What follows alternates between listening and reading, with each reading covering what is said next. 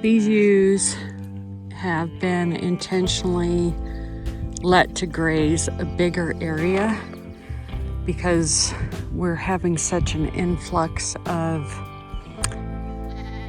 death camas. I have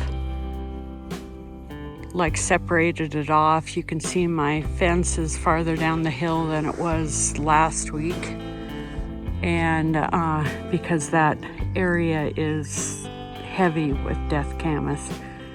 Now I'm intentionally letting them graze a bigger area so that they can be more selective, and they're not as likely to pick up death camas in case I missed something in there.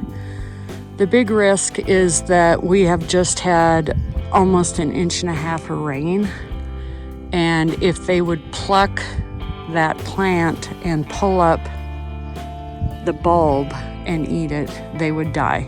There's just no saving them.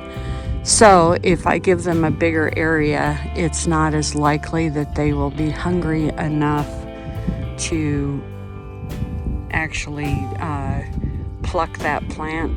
Now I will say I've seen where they have plucked some, but they didn't, it was dry enough that they didn't pull up the bulb, and the leaves are not as toxic. The bulb and the seeds are toxic. So anyway, I'm trying to get some grazing down in here so that we can come back to it after those plants wither. And we are kind of running out of grass right now because it's been so cool and short of moisture actually until just recently, until a couple days ago. The grass just really has not been growing. So I have made the decision that the lambs will be weaned in about 2 weeks. So I started giving them a creep area, and mostly they're getting alfalfa, and I'm just getting them onto creep, just giving them enough to get a taste for it. Just prior to weaning, I am going to lock everybody into the corrals. The lambs will get everything they want to eat. The ewes, however, will be put on a low quality hay, and with the idea that we'll get them to dry off. Now, some of these lambs are getting close to 3 months old at that time, and they should be in good shape. The ones that are younger, that are just hitting 2 months old, will struggle a little bit more, but as long as they get onto that creep feed, we'll be fine. I did this last year and it turned out very well. In fact, the ewes that were nursing, they were yearlings nursing twins, had gotten a little thin, so I cut them, I weaned them, and put the lambs on creep feed. I even used them to train stock dogs, and they were some of the first ones to go in heat this fall, and they had twins themselves. So it really didn't hurt anything. Yes, it cost more, but it's what I have to work with right now. Anyway, you can see, looks like a lot more sheep out here now that the lambs are getting bigger. And that's part of the problem too. We get those lambs weaned and the ewes dried off, and even in a dry year I'll have plenty of pasture.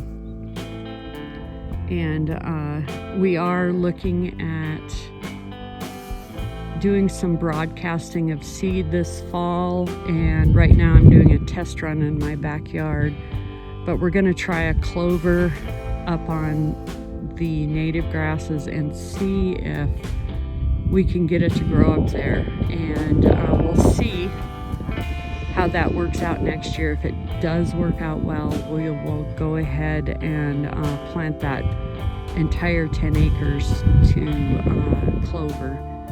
My plan is to harrow it, plant the seed, and then put kind of bale graze over the top of it, with the idea that we will get it thin enough that the clover will be protected but not choked out. And by leaving this ground down here in the fescue, I'll have somewhere to graze that will produce during the cool seasons when the clover probably won't do as well.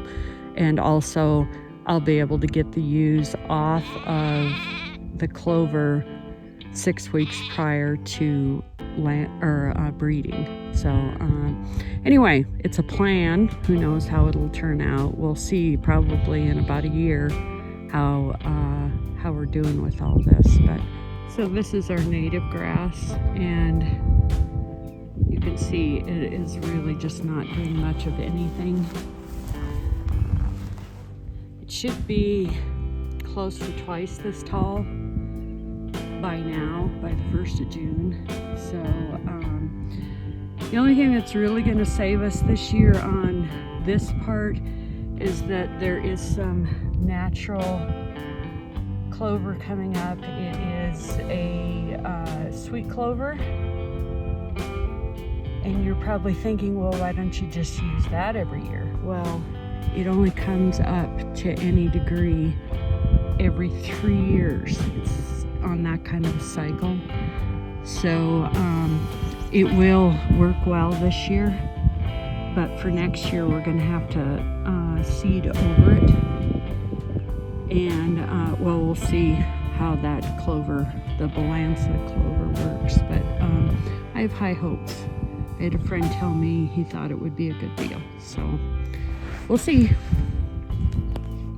So for this cross fence, instead of running a whole bunch of wire up here, because we won't be here that long, I'm going to use this Gallagher S12, which typically works fairly good when there's a lot of moisture in the ground.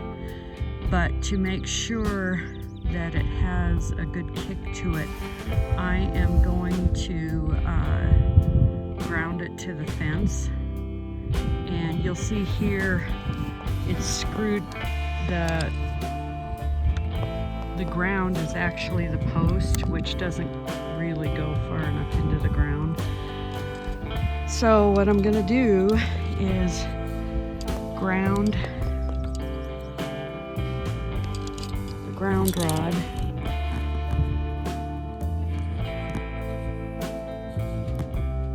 to my regular fence.